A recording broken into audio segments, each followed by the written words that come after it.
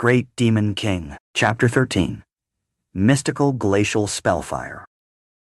Indeed, Fitch's face twisted with a sinister expression as soon as Jean finished speaking, almost as though someone had trampled on it with a filthy shoe. He cast a swift glance at the cluelessly smiling Shuo, then turned to Jean and said, "Master Jean, this insolent errand slave dared to trip me. How could I not teach him a lesson?" Fitch rolled up his sleeves as he spoke, then struck Shuo on the head with his gray magic staff. Shuo actually breathed a sigh of relief upon seeing that Fitch wasn't using magic, merely his staff. Although Fitch was tall, he wasn't particularly strong, and this blow didn't look especially powerful. Shuo chose not to dodge.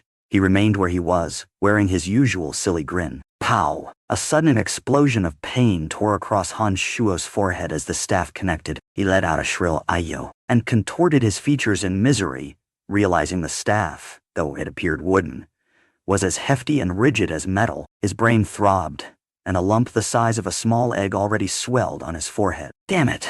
Why is this magic staff so hard and heavy? I miscalculated, Shuo thought. Before his buzzing head could recover from the initial impact, Fitch's staff thumped him again. A wave of dizziness overcame him, and he collapsed stiffly to the ground, unconscious. When Shuo came to, he found himself lying on a large, soft bed. An airy scent of medicinal herbs lingered in the room. The 2 bumps on his head had mostly subsided, with a cool, soothing ointment applied to them. "You're awake," a voice asked. Its owner leaned in.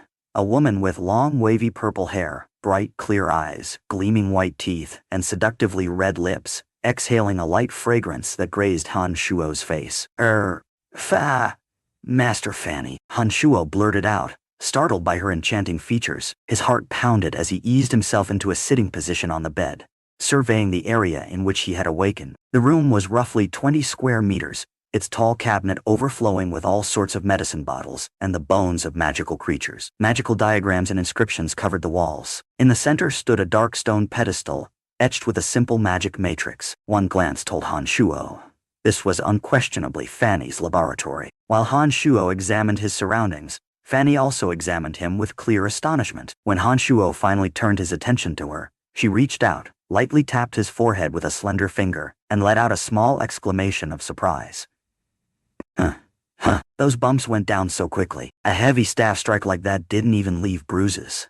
How is this possible?" The soft pressure of her fingertip made Shuo's heart skip a beat, and he couldn't help inhaling more of her delightful scent. Meanwhile, Fanny was taken aback by his brazen behavior. The shy, timid Brian she knew didn't usually display such open self-indulgence. Puzzled, she frowned for a moment before giving a low sigh. "I didn't believe them, but it does seem that Brian has gone somewhat mad. It looks like the agony of the soul spell inflicted real damage." Alas, Shuo heard her softly murmured words, and felt both amused and helpless. Yet again, someone was convinced had lost his mind. All at once, curiosity flared in Fanny's expression. "Brian, the lumps on your forehead disappeared so fast. Perhaps it's an after effect of the agony of the soul. This is too fascinating.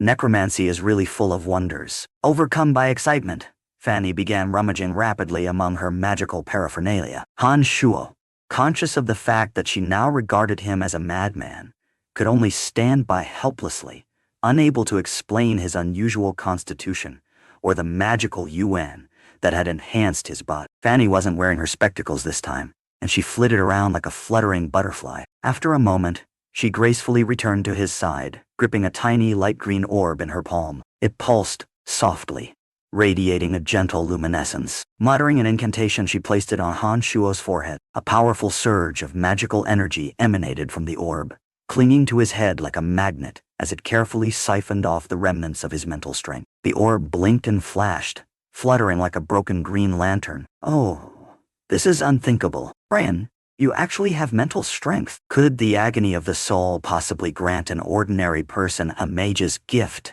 after the baptism of magic? This is astounding," Fanny cried, her eyes wide with amazement. "I've made up my mind. This is my new research topic. If the agony of the soul doesn't drive someone entirely insane, and instead leaves them with residual mental strength, any common person could become a mage." "Oh, it boggles the mind." Gurgle. A loud noise from Shuo's stomach promptly interrupted her excitement. "It's already quite late."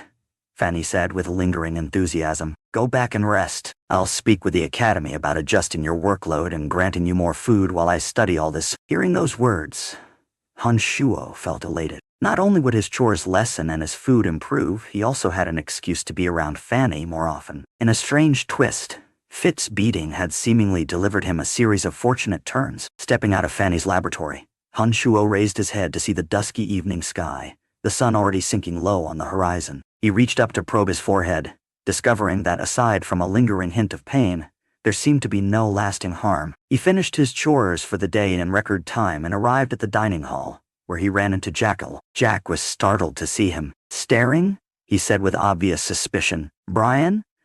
I heard Fitch smacked you so hard with his magic staff that you passed out. How come you look completely fine now? Master Fanny used some healing reagents on me, Shuo said gleefully. Of course the swelling vanished quickly. She's so beautiful, and so gentle too. Brian, this is your food. Someone called out from the dining hall's window. Shuo bounced over to accept a piece of white bread, a small cup of milk, and a fried egg. Wait a second, Brother Gotha, isn't there a mistake? Carrie, the errand boy who'd once been on the receiving end of Shuo's fists, waved his black bread in disbelief. He's an errand boy just like us, so why is he getting that kind of meal? And an even bigger piece of bread than mine, Gotha snorted, eyeing Carrie with disdain. This is direct from the academy. If you have any objections, take it up with them, but as a lowly errand boy, you'd just be making trouble for yourself. Elated, Shuo shot Carrie and Borg an exaggerated look of delight while holding up his white bread, milk, and edge. He made loud, deliberate sounds of pleasure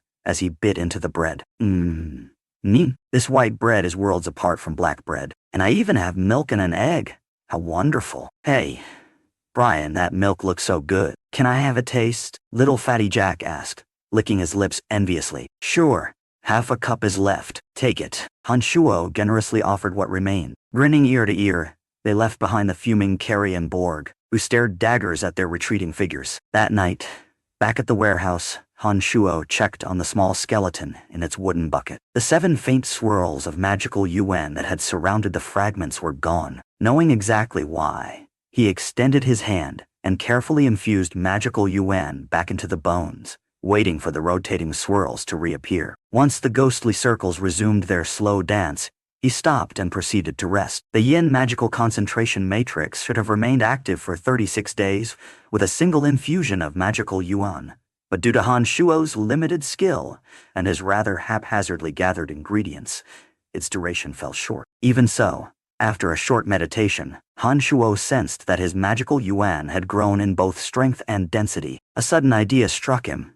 Perhaps he could try using that magical yuan to work through the combative spells Chu Kanglan had left in his mind. Frowning thoughtfully, Shuo realized those memories lay jumbled and dim, like a rolled-up scroll he couldn't fully unroll. He knew much of his knowledge remained obscure, shrouded by an invisible barrier. But 3 specific techniques stood out clearly: the fundamental practices for generating magical yuan, the yin magical concentration matrix for refining demonic treasures, and an unusual cantrip known as mystical glacial spellfire. Mystical glacial spellfire allowed a practitioner to channel magical yuan through certain meridians to create searing red fire or glacial purple fire from the palms. Its power would increase as the practitioner's cultivation level rose. If one's yuan and cultivation reached a sufficiently advanced stage, one could summon 2 massive swirling flames, one blazing red and one hauntingly purple. A feeling of sudden wealth washed over Shuo when he realized he remembered these instructions. Abandoning any further search through his clouded recollections, he immediately attempted to circulate his magical yuan using the mystical glacial spellfire method. His right arm instantly felt a flame from within, as though electric currents were shooting along his meridians. Progress crawled at a snail's pace. Pushing even a small strand of yuan from his shoulder toward his wrist took until midnight, leaving his arm quivering in pain. He saw no hope of mastering it in one night. Feeling utterly drained and recalling the tasks he'd need energy for the next day, he collapsed onto his bed. He drifted off to sleep, exhaustion pulling him into oblivion. In his dreams, however, Shuo found himself commanding the little skeleton as it gleefully pounded on Fitch, avenging the lumps and bruises dealt to him by that hateful staff.